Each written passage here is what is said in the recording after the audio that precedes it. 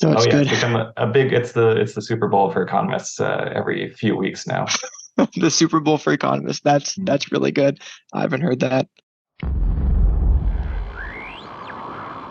Hey everyone, welcome to this week's Nasdaq Dorsey Wright podcast. It's Thursday afternoon. My name's Will. I got Michael Normyle with us. He's the US Economist with Nasdaq. Really timely week to have Michael come back for his second time, I believe, share his thoughts about the latest inflation report and also the Fed decision the other day. So Michael, appreciate you coming back on. Yeah, thanks for having me. Appreciate it. Oh, of course. Well, we don't want to waste too much time, just kind of get straight into it today. I was thinking we have kind of two main points that we want to hit on. The first being the inflation report, which came first in the week, unpack some of the variables and things to consider with that. Then the second piece, we can talk about the Fed decision and maybe the path forward as you see it. As I was talking to Michael before, it's as at Nasdaq Dorsey Wright, we're on the technical research side, so we don't always get a really deep look into what's driving inflation numbers or what's driving a particular Fed decision. We're not experts on that, but certainly as the price responds, we've seen some indicator changes on our platform, models adjust, and so forth. So, Michael, maybe just starting broad picture, if somebody were to ask you headline inflation, where would you even start to talk about the report? Well, I think the good news is we've made a lot of progress on getting inflation down. We're down to 4% year over year. That's the May data point, and that's a pretty sizable drop from where we were in April, which was 4.9%. So going from 4.9 to 4 in 1 month is pretty good progress there, and that's Mm-hmm. actually 11 straight months of inflation falling. So last June was the high point in headline inflation at 9.1% year over year terms. So we've cut it, more than half at this point in just 11 months. It probably felt like a long 11 months for everybody, but Yeah. made a lot of progress so far. And the big driver lately has really been energy prices. So that's been a negative contributor for inflation for the last 3 months. We've also had core goods not going fully deflationary, but it's been a smaller and smaller contributor to inflation lately. So that's also been helping get that lower. Food has been a bit stickier, and same goes for housing and core services ex housing. And really, the Fed has been pretty focused on that core services ex housing component because that's mostly wages and that's pretty sticky. But even there, we're starting to see some progress in the last few months. So that's been pretty positive. But with those core services category and core in general being a bit stickier, that's why we've only seen core slow from 5.5% last month to 5.3% for the May data point. Got it. Okay. No, that makes sense. I think those are some good points. You mentioned so like goods have come down a lot. And you mentioned services has slowed but hasn't materially slowed down like the rest of goods. Would it be fair to say that that makes sense given that you still see strong wages and a lot of the economy is services focused anyways? Yeah, Is there a connection there? yeah, I think so. I think, and part of it is just that the core services, it tends to lag some of the leading indicators that we've got for inflation. So it's considered kind of a sticky category. That's kind of the technical term where it just doesn't adjust that quickly because things like gas prices or even food, commodity prices, those can adjust really quickly. But Mhm. your wages aren't going to change with how like gas prices change, for example, or your rent isn't going to change, like fluctuate month to month. Like that's something that changes every year or so. So those categories tend to be stickier. And so that's why the progress is a bit slower. But like I said, there's some positives that we've seen with a bunch of kind of leading indicators of inflation. So we can get into those if you want to discuss those. Yeah, let's do it. Where do you want to start? Are you thinking of like core goods or food, things like that? Sure. Yeah. Well, I guess so. Core goods, we did talk about that earlier, where that's something that has been becoming a smaller and smaller contributor to inflation in general. But the last couple of months, it actually has gotten a little bit bigger, and that has to do with used car prices, actually. And Hmm. so used car inflation rose 4% month on month for April and May. And that really is kind of an artifact of auction prices for cars, where car rental agencies had to restock their fleets ahead of kind of the summer busy travel months. And so, with new car inventories being relatively restricted still, they've turned to used car markets. So they buy them at auction, and with that kind of increased demand from the car rental agencies, that pushed up those used car prices. But the good news there is that the last couple months we've seen used car prices at those auctions falling, and so that means that used car CPI inflation should start falling the next couple months. So that'll be a contributing factor there.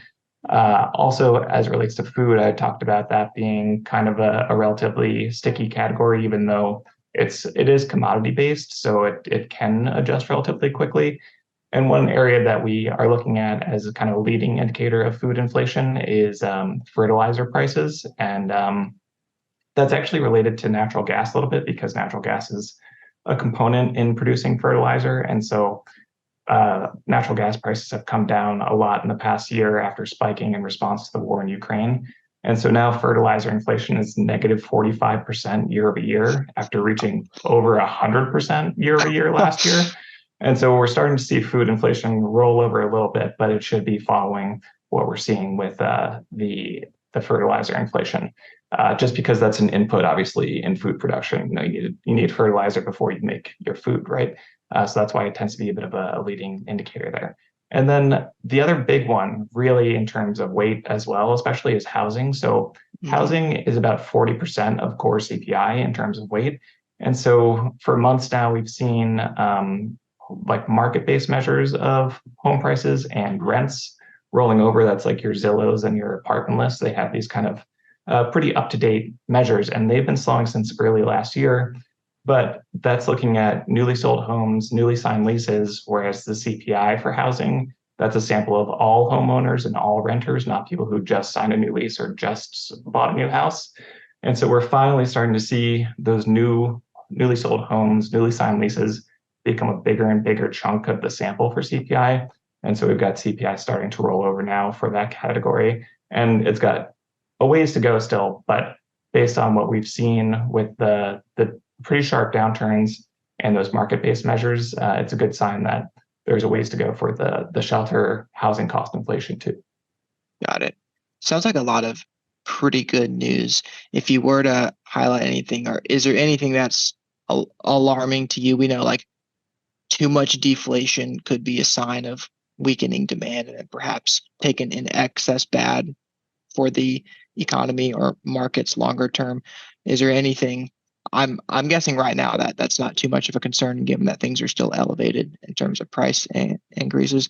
But anywhere across the inflation report, do you see any concerns? No, not really, especially in terms of deflation. I mean, at this point, we could use as many categories going deflationary as possible, right? Just because we want to get back down to that 2% range.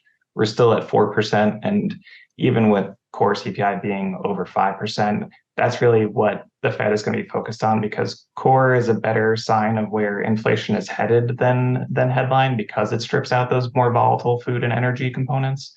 So with that at 5%, we're still way above where we want to be at this point.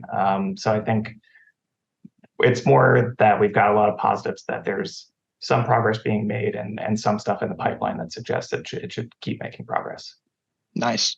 Well, that's good to hear. I think the market's taken it pretty well. It's a lot of the indices have run up over the past couple of months. Maybe there's some high anticipation for this, maybe market pricing some of this in ahead of time, of course, being forward looking.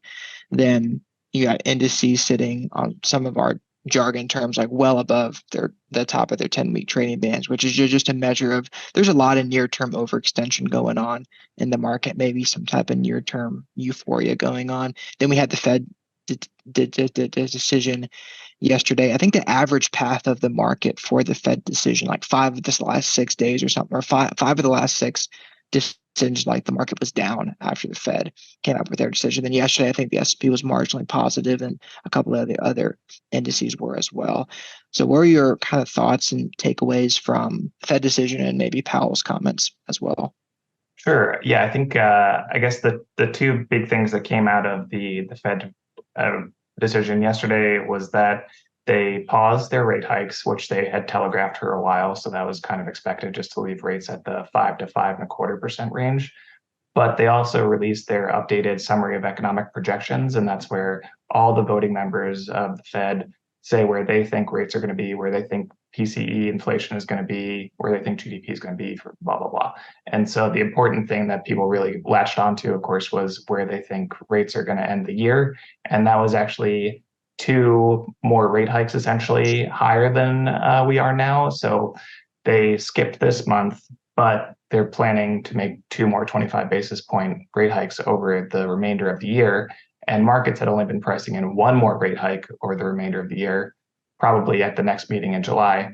So that was a bit of a shock, I think, initially. And you saw, stocks sell off at first, and treasury yields jump a bit in response to that. But I guess it looks like once markets had a minute to digest it, they kind of decided that they don't fully buy what the Fed is selling. And if you look at market expectations for the rate hikes before the Fed meeting and after the Fed meeting, they're pretty much unchanged. So they're sticking with the one more rate hike, regardless of what the Fed says.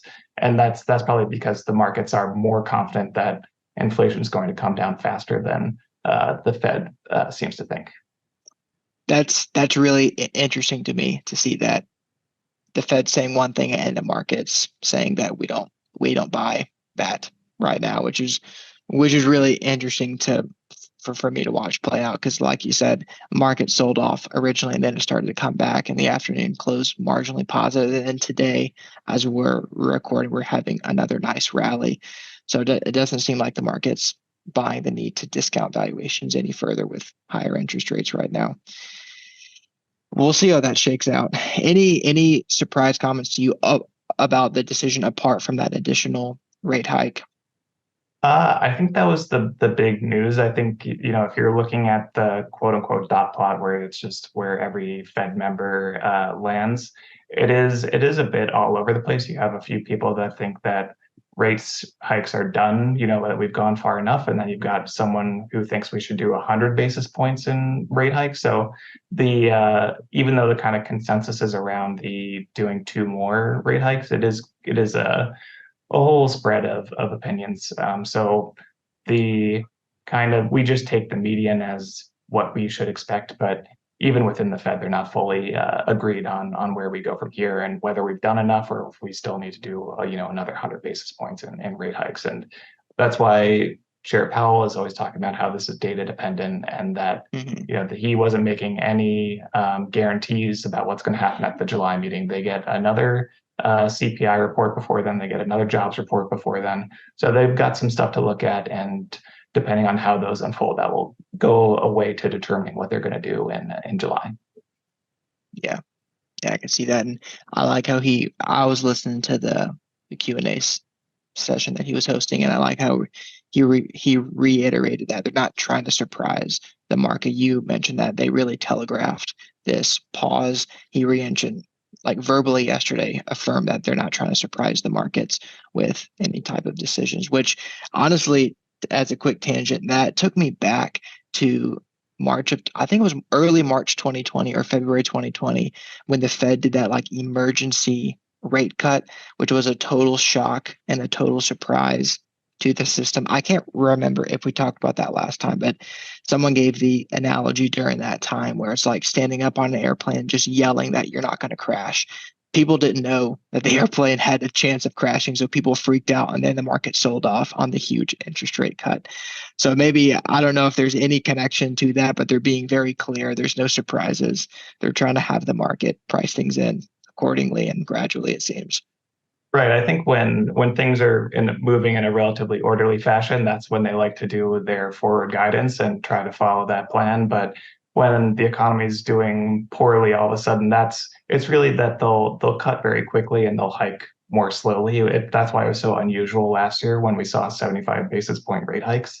Mm. And with the previous cycle, it had been all 25 basis point rate hikes. And when they started the previous rate hike cycle, I think it was December 2015, they did a 25 basis point rate hike. The next hike was December 2016. They did another 25 basis point rate hike. So, they tend to be very deliberate about this and moving in small increments. And it's very unusual that this cycle that we've seen, that's why it's been the fastest rate hike cycle since 1980, where we've got 500 basis points in hikes in, I think it was 14 months, basically. So yeah, it's usually cuts happen quickly when the economy is getting into trouble, and the hikes are more of a gradual thing. Yeah. Elevator down, escalator up type of approach. Exactly. I do kind of miss the days when it was a Fed decision day and no one really cared. It was all right, we're going to keep rates where they are, or 6 months from now, we might hike by 25 basis points. And now it's a totally different ball game. It seems like it's reality TV every time you go watch the decision and then hear the questions that they throw to him. So Oh it's yeah, good. it's become a big. It's the Super Bowl for economists every few weeks now. The Super Bowl for economists. That's really good. I haven't heard that. Have you been getting a lot of questions from friends, family who knows that you're a US economist for Nasdaq, just getting your feel about what's going on, like maybe more so than ever before? I think the questions I get are mostly about what's going to happen with mortgage rates because everyone, wants to know if I wait until next year, will I get a much better deal on a house or something like that. So, of course, everything, remains to be seen. And like Chair Powell was saying yesterday, all these projections that they do are highly uncertain. And, something projected a year out is very, very uncertain. So a lot can happen in a year, basically, right? Yeah, yeah, for sure. Well, I guess I mean those are the main two things that I wanted to get your thoughts on. That was some great color for everybody listening, and me too. I feel like I learned a ton just now. Any parting shots, like any unpopular opinions that you have about the economy data right now that you want to leave with, or just I popular opinions is fine too. It's fine to be part of the crowd. I I think it's let's all keep an eye on the jobs report next month and on the CPI report next month because it's possible that the two rate hikes that the Fed is talking about might not happen if we get inflation kind of coming down the way that markets are expecting. I think I'm personally maybe a bit of an inflation optimist, maybe a bit more so than the Fed. So let's see what goes on there because that could be go a long way in determining if we actually see those two more rate hikes or if it ends up maybe being just one more. And by inflation optimist, you mean that inflation will keep coming down and the Fed won't have to keep being as aggressive. Okay, Exactly. Yeah. Fingers got crossed. it. Got it. Well, I hope so as well. We don't want to have to do too much, so that's cool. Well, thanks, Michael. I always appreciate your time. Thanks for coming on, and we'll hopefully try to do this soon again. Yeah. Thanks for having me.